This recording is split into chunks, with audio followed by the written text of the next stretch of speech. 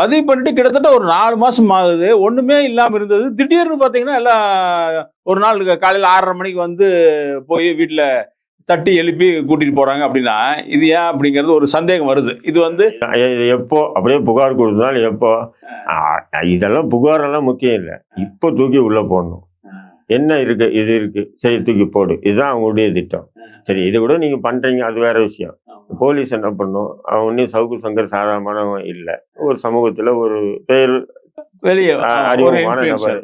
அப்ப நீங்க என்ன பண்ணணும், கூப்பிடணும், வரலையா, கதவு திறக்கலையா, அவங்க வழக்கறிஞர்களை போய் கான்டாக்ட் பண்ணி, இல்லையா அவர் வெளியே வரமாட்டாப்லையா சங்கர்.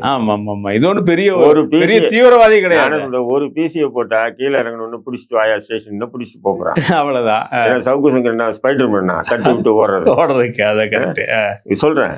அப்போ அது இல்லாம நீங்க அங்க போய் போலீஸ் படையோட நின்னுது. அதுக்கப்புறம் அவரு கதவு ஏன் நிறைய பேர் என்ன சொல்றாங்கன்னா, ஏன் பயந்துட்டு கதவு திறக்கல, இருக்கதான் செய்யும் பயம். ஏற்கனவே நீங்க வந்து என்ன பண்ணீங்க,